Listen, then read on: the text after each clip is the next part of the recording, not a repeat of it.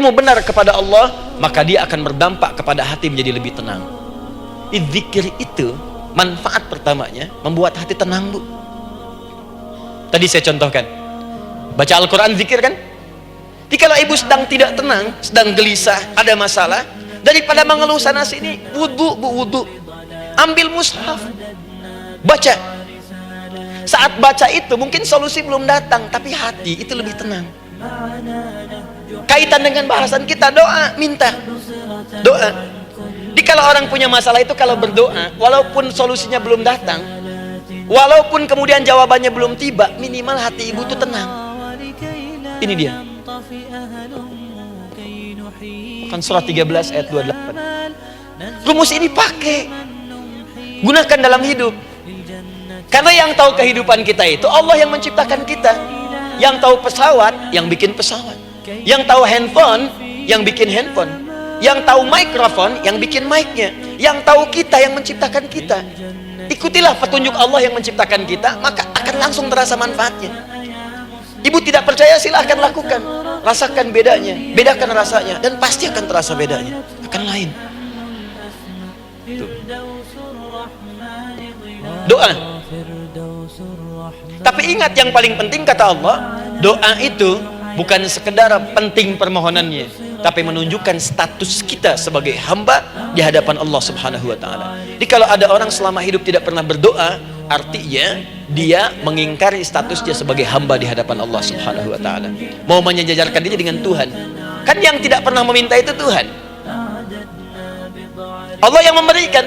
Kalau manusia beda, pasti minta. Artinya kalau ada manusia nggak pernah minta, seakan-akan bahasa halusnya, kamu ini ngaku jadi Tuhan.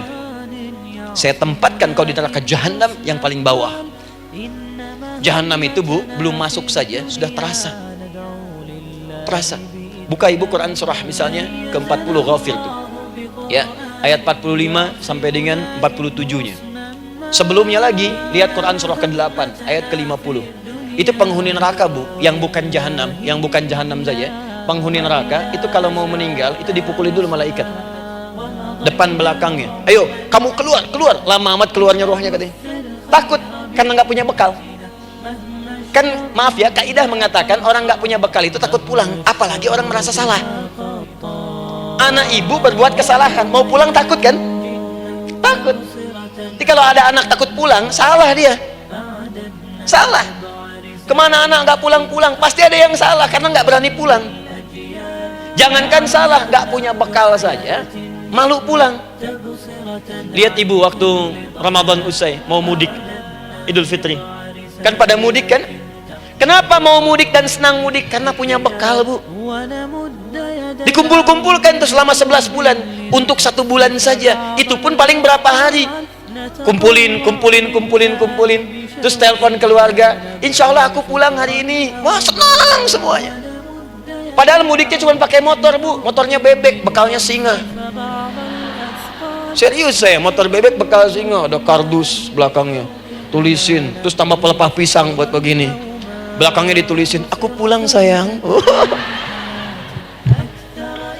Jalan mudik.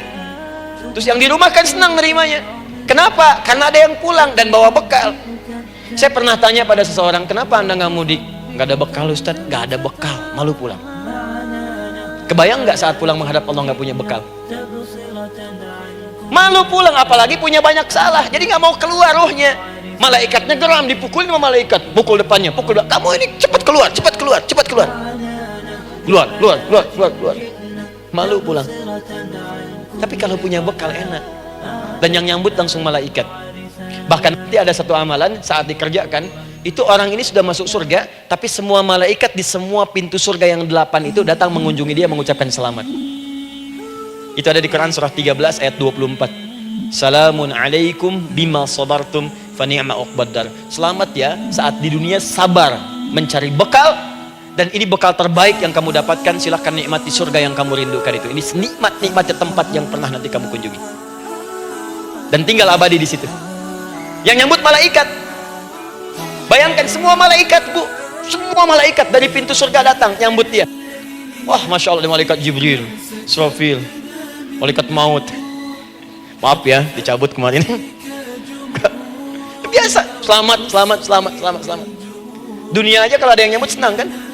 Rumah dicet, datang, sambut depan rumah, semua hidangan ada, oh Masya Allah. Bahkan yang tidak ada jadi ada. Luarnya kongwan, dalamnya rangginang gitu kan. Wah, muncul semua. Paham ya? Jadi ini bagian pertama. Jadi kita katakan kenapa manusia mesti berdoa. Jawabannya karena manusia itu hamba. Dan doa itu adalah fitrah, bagian dari kehidupan. Kenapa manusia mesti berdoa? Karena ada komitmen dari Allah. Setiap dia mendapatkan sebuah persoalan, maka Allah akan jawab dan berikan jawaban dari semua persoalannya. Jalan mendapatkan jawaban itu adalah doa. Kenapa manusia mesti berdoa? Karena dia butuh dengan Allah. Dan puncaknya, kenapa dia mesti berdoa? Karena Allah ingin membahagiakan kehidupan dunianya sebelum sampai keabadiannya di akhirat. Jadi ketika kita berdoa, sebetulnya kebaikan untuk kita karena Allah ingin kita bahagia. Ingin mudah hidupnya. Jadi kalau ada orang nggak berdoa, sesungguhnya dia sedang menyulitkan diri sendiri dalam kehidupan dunianya sampai ke akhiratnya. Jelas sampai di sini? Masya Allah. Alhamdulillah. Baik, kalau sudah paham, saya hapus ini. Kita masuk bagian yang kedua. Hapus lagi. Sab Muslim edisi ke-15. 15 kali datang sendiri, nangis sendiri, nulis sendiri, ngapus sendiri. Tinggal lihat, catat, masuk surga. Masya Allah.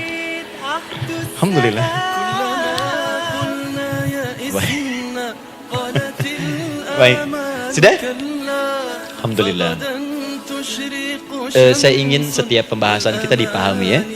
Saya tidak menyukai kalau datang melihat tapi nggak paham gitu. Ya, dengar tapi nggak paham. Saya tidak ingin satupun keluar dari sini kecuali paham. Ya. Ibu paham? Paham Ustaz. Pada pamit ya, silahkan. Apa yang ibu pahami? Doa.